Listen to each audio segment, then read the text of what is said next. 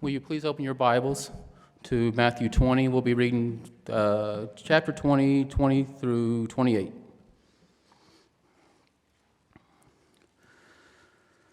Then the mother of the sons of Zebedee came up to him with her sons, and kneeling before him, she asked him for something. And he said to her, "What do you want?" She said to him, "Say that these two sons of mine are to sit one on your right and one on your left in your kingdom." Jesus answered, "You do not know what you are asking. Are you able to drink from the cup that I am to drink?" She said to him, "We are able." He said to them, "You will drink my cup, but to sit at the right hand and at the left is not mine to grant, but it is for those for whom it has been prepared by the Father." And when the 10 heard it, they were indignant of the two brothers. But Jesus called them to him and said, You know that the rulers of the Gentiles lord it over them, and their great ones exercise authority over them. It shall not be among you, but whoever would be the great among you must be your servant, and whoever would be the first among you must be your slave, even as the Son of Man came not to be served, but to serve and to give his life as a ransom for many. You may be seated.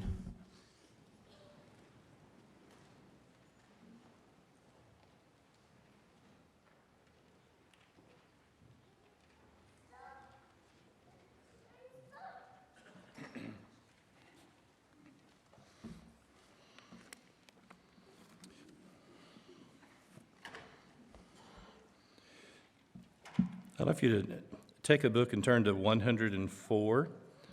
It's a song that's older, and I've asked several people if they know it, and our song leaders, and they don't. So I would like to sing this during the Lord's Supper sometimes, but I just don't like to sing a new song, especially on Sunday morning during the Lord's Supper. And the refrain, when you come to the end of this song, is that it talks about from every stormy wind that blows, from every swelling tide of woes, there is a calm, a sure retreat. And where is it found? Beneath the mercy seat. And we've been reading about that as we've been reading through the construction of the ark. And one of the things that we mentioned earlier is that when you read in the middle of Hebrews 7, 8, and 9, Jesus goes into heaven not with the blood of bulls and goats, but with his own blood. And then you start filling in the blank. Atonement, redemption, salvation, all of these terms happen because the blood of Jesus is placed on the mercy seat in the Holy of Holies in heaven. And so I'd like for us to sing. We'll sing the first verse twice. And then we'll just sing the first and the last one, and then we'll go on about our other stuff just to kind of introduce us to the song.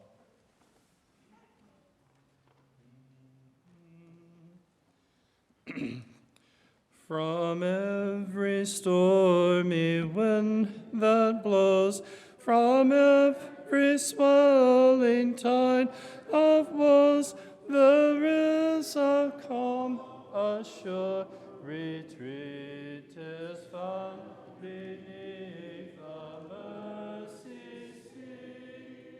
From every stormy wind that blows, from every swelling tide of woes, there is a calm, a sure retreat is found beneath the mercy seat.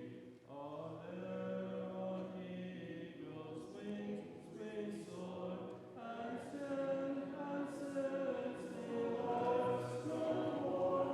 And there comes down our souls to greet, and glory crowns the mercy seat. I apologize if you didn't get an outline this morning. I wouldn't have covered that much material. I had them ran off and didn't communicate clearly enough to the guys to hand the rest of them out. And there are copies on the table if you would like to look at those. Because the congregation here goes through a season of time where we approach people who are deacons, and they're allowed either to continue to serve or to step down for a while, or new deacons are being appointed. I want us to look at a broader sense of the terms that have to do with service. But as we're going to see, our word deacon comes from that family of words. William Barclay wrote a whole group of commentaries, but one of the best things that he wrote was just 2 little volumes on New Testament words. And in the prologue of one of those, he said, "A word is like a person. It has a history, it has a hereditary, and it's known by the friends that it keeps." Now you stop and think about it. You take any of the works of the flesh, any of them, anger, whatever, and then how do they go with love, joy, peace, patience, kindness, goodness, faithfulness, gentleness, and self-control? And you can take any one of the works of the flesh, birds of a feather, they don't fit. And so when we look at biblical words, then there are certain words that because of their background and their atmosphere and their flavor, then they go together. The easiest way to kind of approach this tonight, our daughter had a friend, a roommate at OC, at least for a semester, and you just couldn't beat this with a stick. Her name was Lillian Wong from Hong Kong. And so every night they would have idiom practice. There are a lot of things in English that if you're an international, just, why say that, Heather? Why say that, Heather? And she went out on a date with a guy, and when she came back, Lillian says, "How did it go?" And Heather said, "I give him the axe." And Lillian says, "Oh, did you bring blood?" And, and just something like that, pulling your leg. All of the, if you're trying to learn another language, it's the idiom that is so hard. And she is currently an immigration attorney, very, very fluent in Spanish, and she was living with us going through law school. And I came in one day, and she's watching this Spanish soap opera, and they're so dramatic. Oh, just I said, "Heather, what are you doing?" And she said, "Idiom, Father. I will hear things on a soap opera that I hear on the street, and I can get the context of it and figure out, because it's not what the literal words mean." Now, just be Chinese for a second. Doesn't matter. You be Chinese for a second. And we're just going to just briefly mention the word run. In English, what runs? Water? Kelly, what runs? Refrigerator? What runs? Pardon? Runners? Hose? Nose? Hose, paint. On the farm, my dad would say that calf has the runs. And so there's just, you look at all and it's really hard. If you're trying to learn a new language, look at all of those words that are there. And this term where Jesus tonight says, "The Son of Man did not come to be served, but to serve," I want us to look at the meaning of that term. Before we do, if you look at this, about 2/3, 3/4 of the way down, see that word verb that's underlined? I dropped out number D. There should be, you go C and E, and the word D should have the word deacon, like it's underlined over on the far right-hand side. And if you want to add that right now, our word deacon is going to go between C and E, and I didn't see that until we ran those off. There are at least 18 different either terms or words or expressions for the word serve. And these are kind of a maroon color. There's 2 volumes, but there are 2 men, and I appreciate what they're doing. And this is just called Lau and Nida. And what they have dedicated their lives to is to take translating even just books. There are hundreds of tribes and sub-languages that don't have parts of the Bible in it. And I had a Greek teacher who worked with them. And their process would be, obviously you have a native, and then you'd have to have someone who's lived there. They wanted you to live there at least 20 years, 15 minimum, And then he would come in, and they'd ride a canoe or a mule or donkey or what, and they'd do this for a week.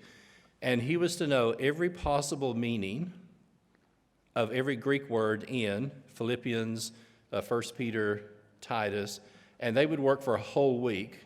And so these two would work out a translation in this language, and then we would read it to this person here, and he would tell him what he heard. And like, for example, there is no word for lamb in Japanese. Do you put a word in Scripture that people don't know? I mean, you see, it becomes, when you start looking at all these different languages, so these guys worked and worked and worked with it. They also go into areas where there are only spoken languages and nothing's written down. And you just imagine trying to transfer an oral language to a written language. And so they have these boxes for meanings, communication, all these other things. And so there's guys who will work on this, and it's at a snail's pace because it's so complicated. At a point in time, they said, why don't we do this for the New Testament? It's a dead language, meaning it's not changing, there's not new words coming.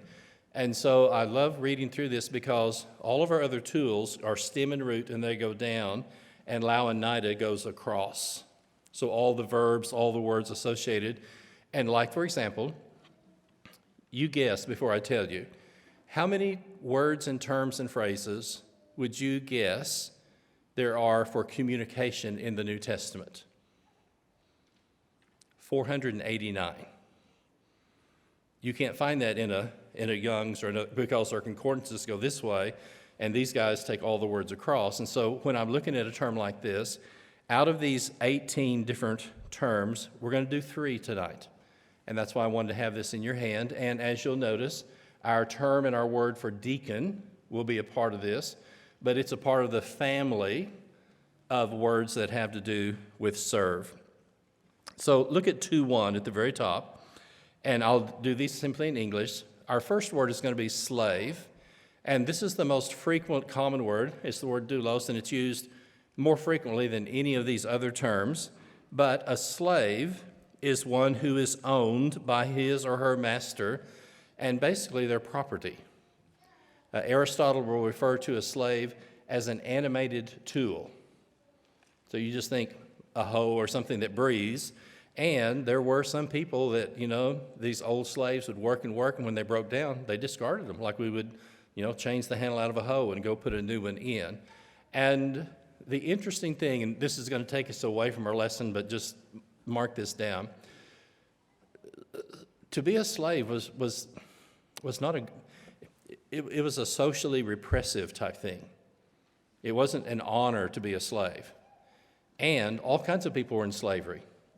Help me, if you go into bankruptcy here, you file 5 something, there's a number you can file and at least get bankruptcy. In the ancient world, you could be a doctor and go into bankruptcy and sell you and your family into slavery. And if you could eventually earn your money, you could redeem yourself out of slavery. So it was a whole cross-section of people. It wasn't just people who were uneducated and were captives. A whole group of people were there. But this is what's one of the most interesting things of all. As the New Testament unfolds, over and over, writers of the New Testament, Paul will say, a slave of Jesus Christ. I'm the property of Jesus.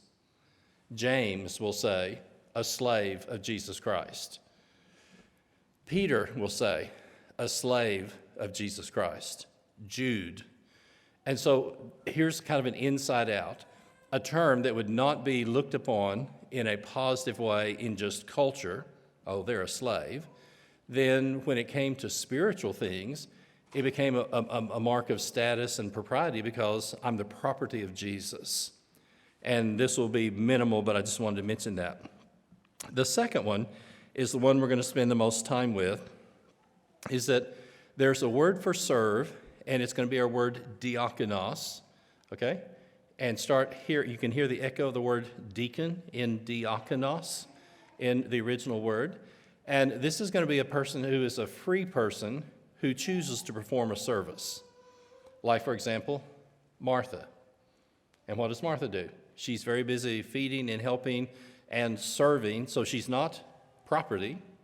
She's not doing this for her master. She is choosing to do this of her own free will. And as I've heard in my house, if Mary would have helped her more, they would have got this done quicker. And we have Marthas in the church today, and we have Marys in the church. But this is an example of the word that's used. Someone chooses to do something. And then the third one, and we're actually going to close with this, is that here's the term for someone who serves in either a religious or a spiritual or a worship capacity. And this would be like our Levites. And you've been reading about these, all the service that the Levites would perform. So tonight, out of these 18 different terms, we're just going to look at 3, and really the first one and the last one are there to bring us to the one in the middle. So here's number 1, and this is just our generic term for slave. Here is someone who, like I said, is property, and it's someone who's required to give an account to his master. And remember when Jesus gives the parable, this is poor guy, it's a one-slave household.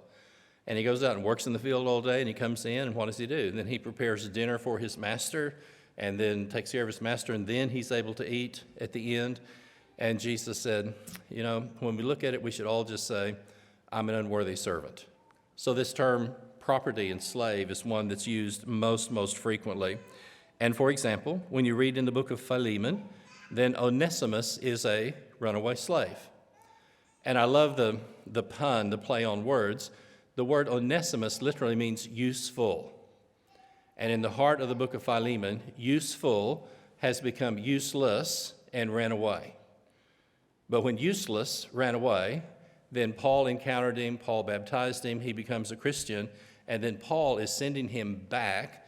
And if you notice, the bearers, the carriers of the letter to Colossians are also the ones for Philemon, and Philemon has the legal right to kill him on sight. But brothers are sent back, and Paul's going to say, don't let this impact your thinking at all. I'm an old man in prison, okay? And I really wouldn't want to mention to you that you owe your salvation to me. Don't let that have anything to do with this. And if there's any loss of income, charge it to my account.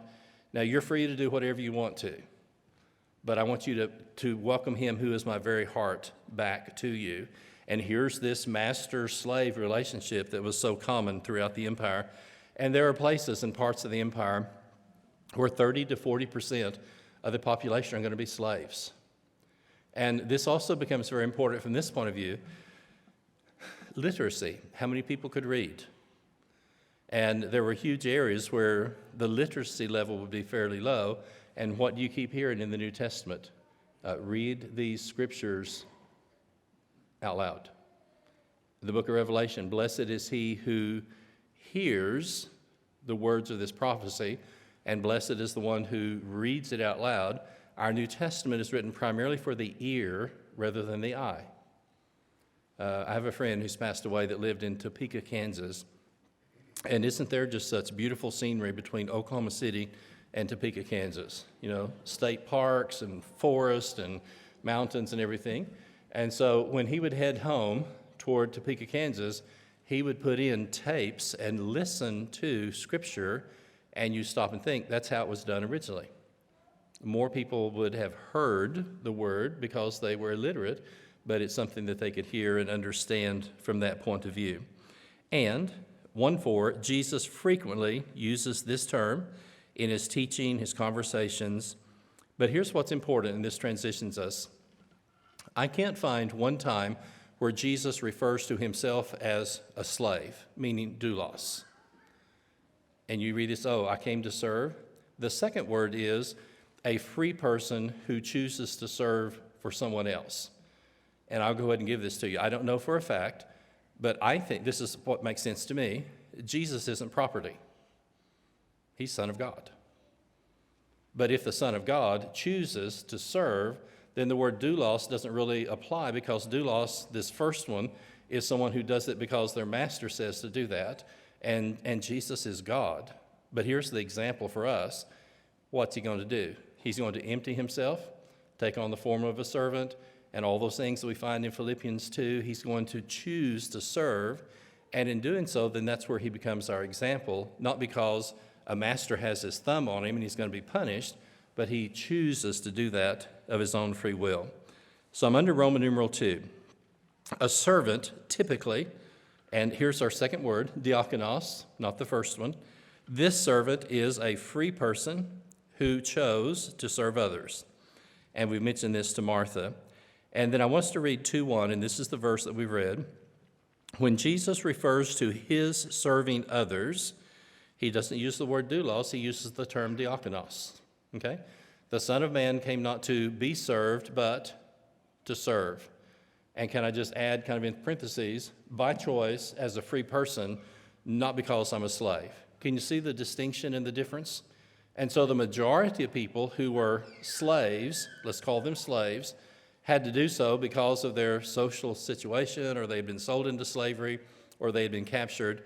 Jesus, of his own free will, chooses to do that.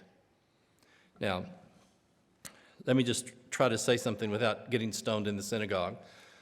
What is really significant is that, well, let me just say it this way.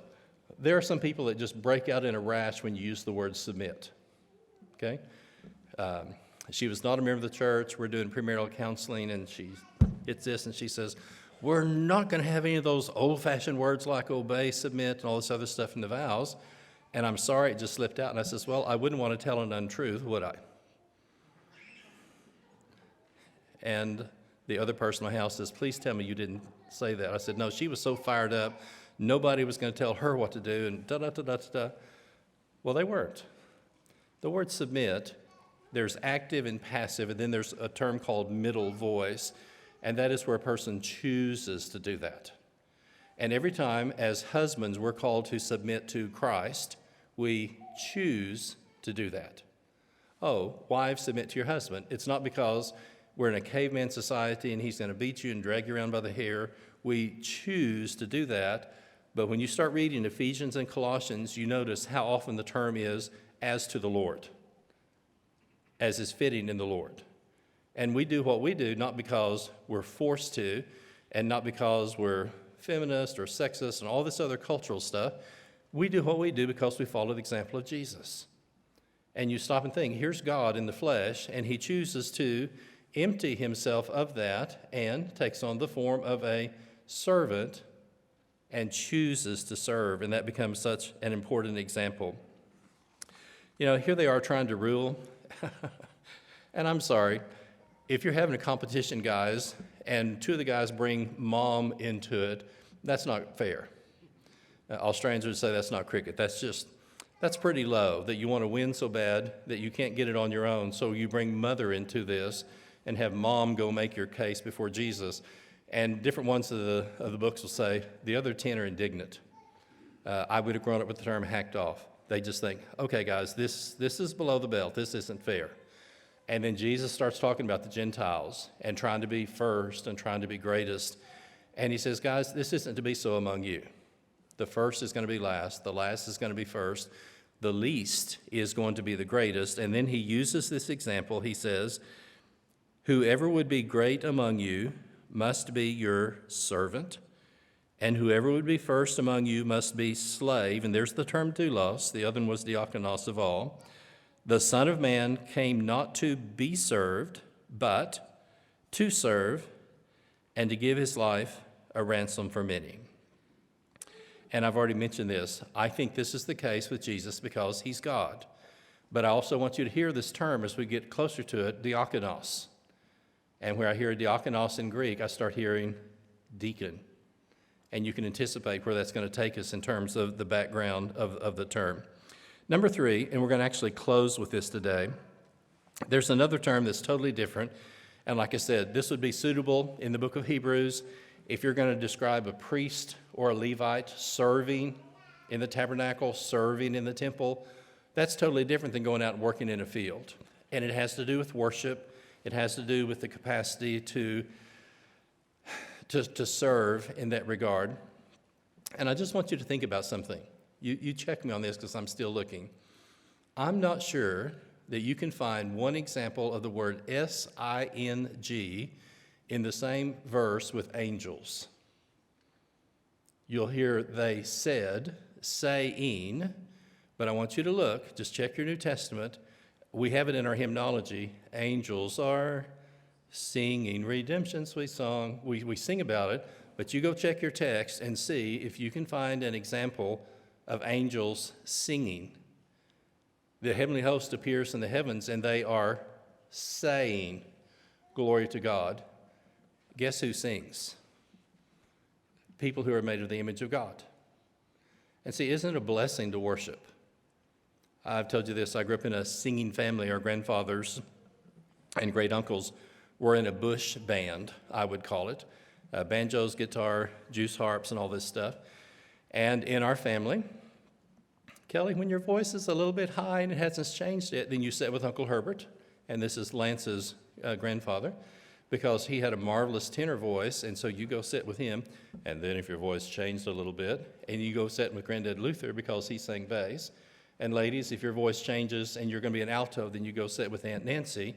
And so we all sat with members of the family in church, and we lived in Memphis for several years, and it was 700 miles to Sayre.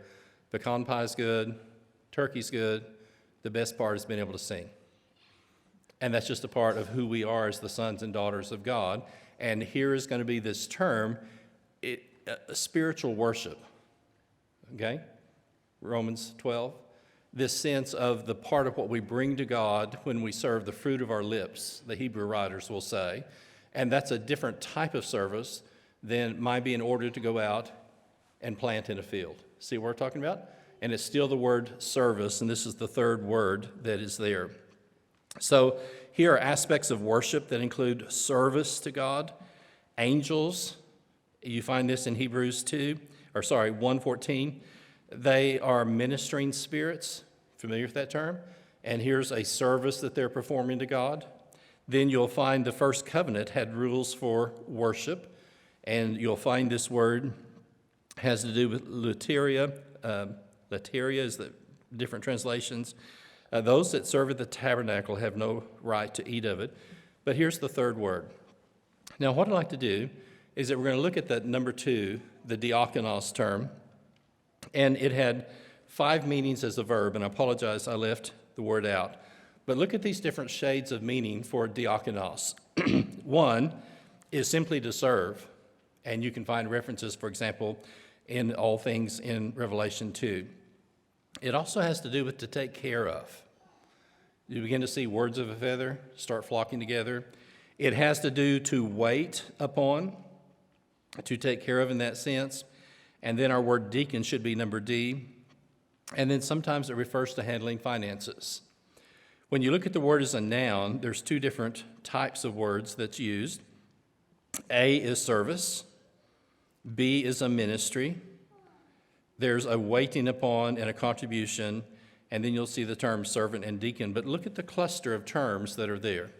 Now, the reason I wanted to do that tonight is that when we think as a congregation about appointing deacons, then they're not deacons because they're a slave. They are free people. They're free to either choose to choose not to. But let me just say it to kind of anticipate the conclusion. I think the reason God wants deacons to be in the church is that forever he wants the fingerprints and the heartbeat of the ministry of Jesus to have flesh in every local congregation. In the same way that Jesus didn't have to give up being God to become God-man. And when you think about that, I'll mention this to you several times, but think about this. He never is going to be able to be the same when he goes back to heaven. If you and I have an eternal spirit, Jesus was born with an eternal spirit. God has appointed a day in which he will judge the world by who? The man, Jesus Christ. And I always just am amazed at that. And so when I'm talking to small children, I say he was God before Bethlehem, but after that, he's God-man forever. There is one mediator between God and man, and who is it? The man, Jesus Christ. He will forever be like us in some form or another. And you can ask me a dozen questions that I don't know, but what does 1 John tell us? When he appears, what will happen? We will be like him, and we will see him as he is. And I like to think whatever form Jesus is today, as God-man, is the form that we are going to be in when he comes back and we're transfigured and we're changed. And what a blessing. But see, the spirit of service, he didn't have to do that. I never did hear the lesson, but I heard several people who Brother McCord had a lesson that he gave on several occasions, and it was historical, hypothetical, but it was a discussion between the Father and the Son and the Spirit of what happens if we give these people free will. How are we going to make them? Are they going to be robots? Are they going to be like us? And then if we're going to make them in our image, what are we going to do if they sin and they separate ourselves? And in this kind of hypothetical thing, at some point, Brother McCord, being Jesus, says, well, I will choose to be like one of them, and I will choose to be the sacrifice, and I will choose for my blood to redeem them, to restore the fellowship if we give them free will. That's a service that you and I can hardly even comprehend. My dad was blood type. My dad was O negative. If you're O negative, what are you? He was called all the time, Marshall, can you please come to give blood? Marshall, can you please come to give blood? Because it just applied to so many. Thankfully, I would prefer to be O positive than O negative. But I still get calls because A and B are matches for me. And you stop and think, physically, not spiritually, but physically, nothing replaces blood for someone who's had an accident. Nothing can replace blood for someone who's dying in a surgery, and we need their blood. And I look at that, and every time, not every time, but oftentimes when I leave the blood bank, I think, and you and I are Christians today because of the blood of Jesus, and whatever his physical blood type, his spiritual blood type applies to all of us. And that's that ability, that willingness to lower himself, to empty himself, and to serve. And there's that term, diakonos, that's there. I want to look at these 7 things about deacon at the bottom of the page, because deacon is one of these many different terms having to do with service. A deacon is someone who personally embodies the example of service in the ministry of Jesus. And you stop and think, he may have only, and I still just shudder at this, as far as we can tell, from Upper Galilee to Jerusalem, the furthest distance is about 90 miles. Now, here's what I don't like. Can you imagine walking from Tulsa to Oklahoma City 3 times a year to come to a feast? And then what happens if the whole family goes? I mean, Kelly, how long is it going to take your current family to walk or ride animals from Tulsa to Oklahoma City? That's what I'm talking about. It's a long ways. But on the other hand, he didn't go to Africa. He didn't go to Rome. He lived in this tiny, tiny little part of the world. And as the Son of God, he works there, he functions there. And I oftentimes think if Jesus could serve and do little things for God, then there's nothing beneath me to do to serve if I'm following Jesus, because of that example that he leaves. A deacon is someone who volunteers to serve and take care of the needs of others. And this is of our elders, but the principle is still there. If he does not know how to care for his own household, how can he what? Take care of the church of God. And the one place that word, and again, while we're with elders, the one place that word is used is that the 2 religious people walk by the man in need, and of all things, the outcast, the Samaritan, comes. And as we looked at today, he approaches the man, he binds up his wounds, he pours on oil and wine, he puts him on his beast, and he takes him to the inn. And what does he tell the innkeeper? Take care of him. Our shepherds are to care for the local flock spiritually, the same way that the Good Samaritan took care of the man who had been beaten up. But isn't that a ministry of service?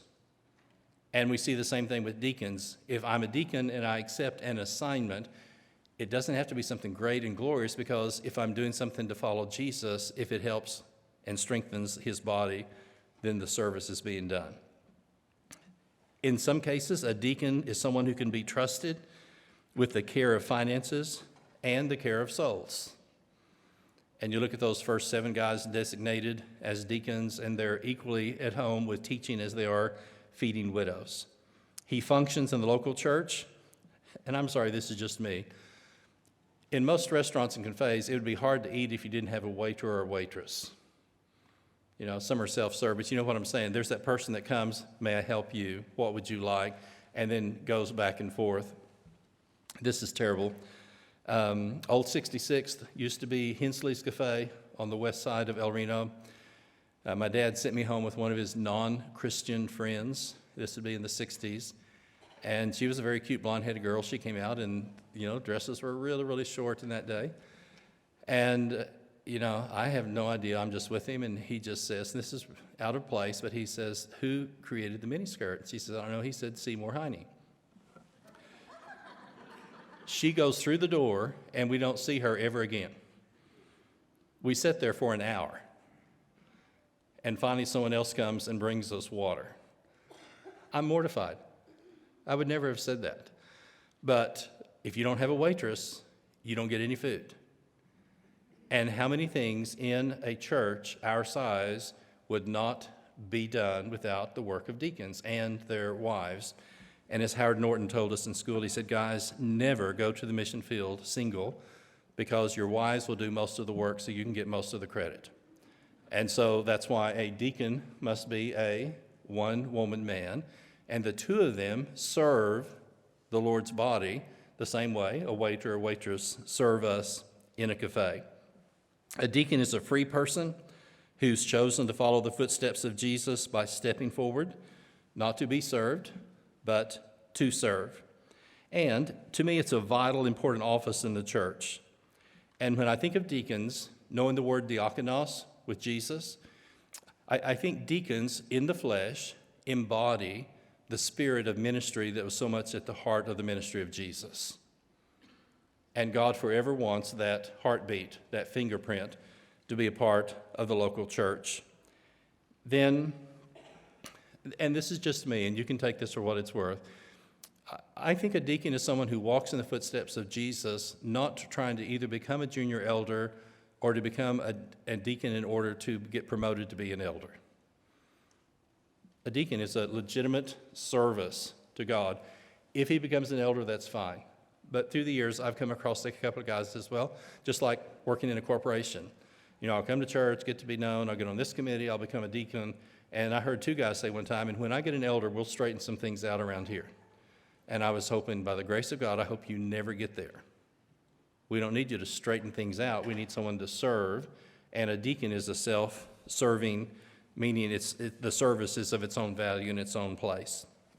When you turn to the back, this will go very quickly, but I want you can read through some things.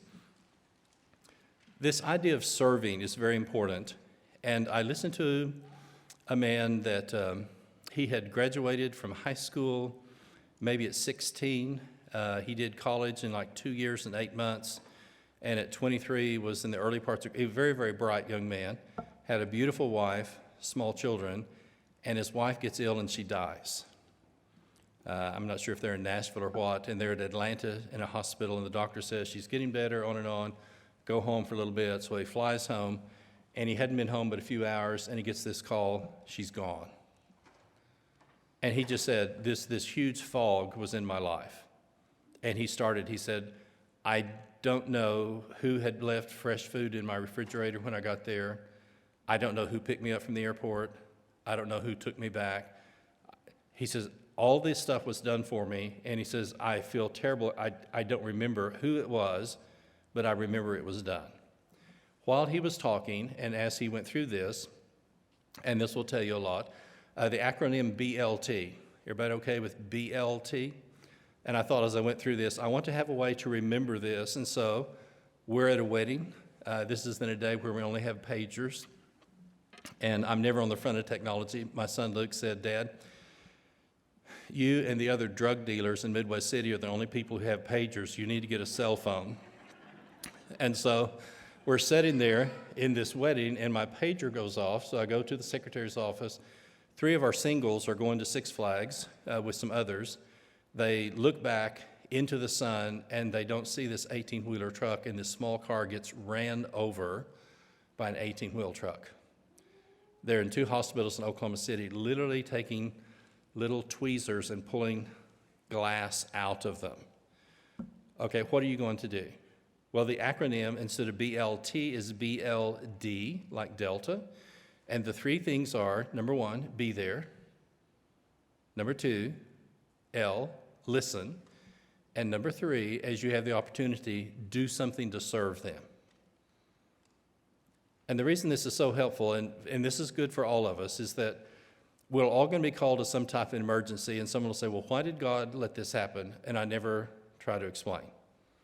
I just want to be there. I want to listen. We had dear friends that had a 2-year-old drowned, and Mary said, if one more person tells me God needs an angel, and he took him home, he says, I'm just going to scream. Those 3 friends, Eliphaz, Bildad, and Zophar, Job's friends, did really good that first week when they kept their mouths shut and they just sat there. And then when they started trying to explain the things of God, things got worse and worse. And at the very end, God says, you have Job pray for you. You've been totally out of line. And so, serving. Anytime an emergency comes up and I need to go help, and the whole range of things, then on the way, as you pray about it, then I always think of be there. Because your presence says something that words can't say. 2, I'm just going to listen. I don't have to say anything. I don't have to explain anything. They can say whatever they need to say. And it's amazing if you will do that, how oftentimes an opportunity will open up for you to do something to serve them if you're not so busy trying to explain things. One of my dearest friends at university, his brother was coming down 63rd Street, headed toward the interstate from the Choctaw side early in the morning. The other guy was in a van truck, was high.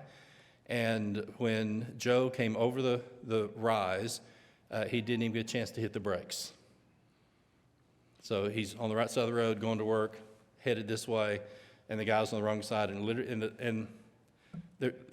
Anyway, tragic. So he's killed. His wife is in a coma. And so I'm friends with Joe and his family.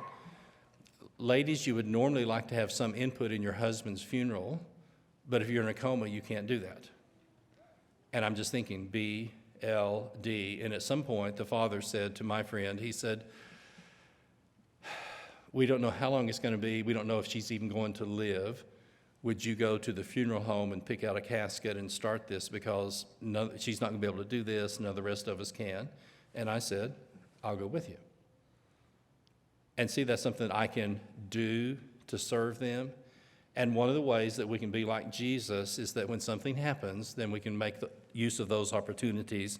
And I would encourage you to consider that the next time you have a tragedy. We'll talk about that down the road. But it helps me because I have a plan. I don't know where it will take me. I don't know what I'll do. But I do know I'm going to try not to be either Eliphaz, Bildad, or Zophar. There's things that we don't know, and I don't want to try to explain. The righteous will answer, Lord, when did we see you hungry? When did we see you thirsty? When did we see you a stranger? And this rings in my mind, inasmuch as you did it to the least of these, my brethren, you did it unto me. I'll do these last ones very quickly. We move halfway around the world. We're at the wise old age of 26, and we have a 9-month-old son. Luke wakes up halfway across the Pacific. He's hungry. Thankfully, Mom's able to sleep. And he has his first Australian meal, Heinz lamb dinner. It smelled terrible, but he was hungry. And, they warmed the Heinz jar, and here was, baby food and lamb and vegetable dinner. And I thought, okay, better than Vegemite. And this is his first Australian meal at 35,000 feet going across the Pacific. We get there, and 18 months later, Heather comes along, and then 20 months later, Annalise comes along. And so here we are, half around the world, no grandparents, no family, and we've got 2 babies on the ground and 1 in the oven. One day, there was a knock on the door, and I wasn't there, and Sheila went to answer the door, and she had a head thing around the top, and this lady with mops and buckets said, "Good day, I'm Sadie, the cleaning lady. You will go to bed, show me where your bathroom is, and you will go to bed and take a nap." And she came in the house with disinfectant, with mops, and everything else, and on her hands and knees, she mopped, waxed, disinfected the entire bathroom and the entire kitchen. She also brought a homemade cake with her because you have to have afternoon tea before she goes home. And so when Sheila woke up, then she had put on the kettle and they had afternoon tea. And you just think, you're halfway around the world, you don't have grandma to hold a sleeping baby, and you're trying to do all this, you're just exhausted. And Sadie, the cleaning lady, shows up. How do you repay that? How thoughtful. And I was talking to Peter Hefner about that, and he said, well, there's now a couple, Ron is now in his early 90s, and Peter says, I've been there, and there's been a knock on the door, and she's much older now, and the voice says, "Hello, Ron, I'm Sadie, the cleaning lady. Will you please show me to your bathroom and to your kitchen?" Isn't that a wonderful example of the Spirit of Jesus? I was reading the Reader's Digest. Well, let me do this other one first, because this is the most personal and the difficult. When Richard is working at the air traffic control, many of the people weren't Christians, and for several years ahead of time, Richard said, every time there's, and you fill in the blank, a loss, a surgery, or tragedy, we should take up money and take food to these people and help them, and that his non-Christians had never done that. And that became a practice.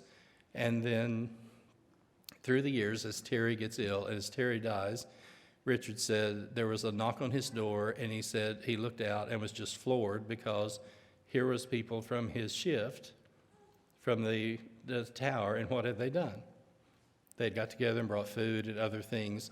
And see, every tragedy is potentially an open door for us as Christians to serve. Doesn't matter what it is. I was reading a Reader's Digest article, and this lady had lost her sister-in-law. They'd lost 4 or 5 relatives in a distant town, and they were all in a loss. What are we going to do? And in this cloud of, all the things that are going to happen, and her husband said, "Oh, we need to call so-and-so because you won't be able to teach the Bible class on Sunday." And that's all that was said. And about an hour later, there was a knock on the door, and very quietly, this lady's husband said, "I have come to clean your shoes." And she said, "Pardon?"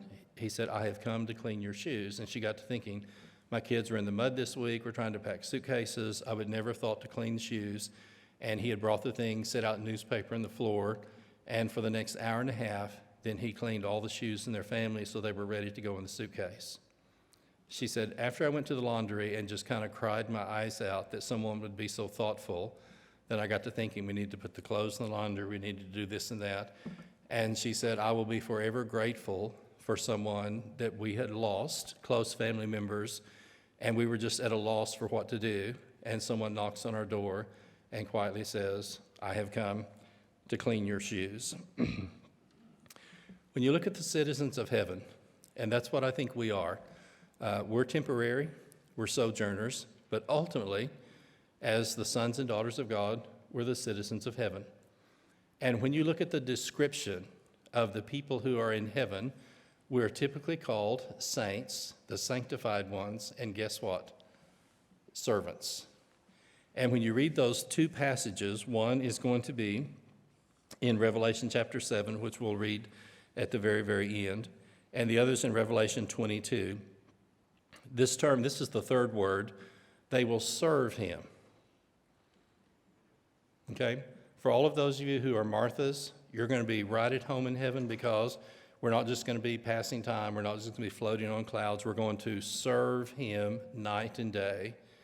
And you think, and I've mentioned this to you, if the base of heaven, as described in Revelation, is from Oklahoma City, 90 miles out into the Pacific, and you go to Alaska and over to Canada and back, and then you go that high, God is so creative, we're not going to be bored. But what is the description? The servants and the saints, when we get home, we will be just thrilled to share in that ultimate victory. But what are we going to do? We're going to serve Him. So I hope tonight you've been able to kind of have some thinking about just this concept of service. And as a congregation, as we think about the coming prospective deacons, we want to embody and encourage the spirit and the ministry of Jesus for it to live on both in our congregation and in our personal lives. Can we sing one song of invitation, one verse of invitation song, please? Tonight, if there's a personal need that you have, or if there's something that you would like to acknowledge before the congregation, we're going to sing one verse, and that gives you that opportunity to make that known while we stand and sing.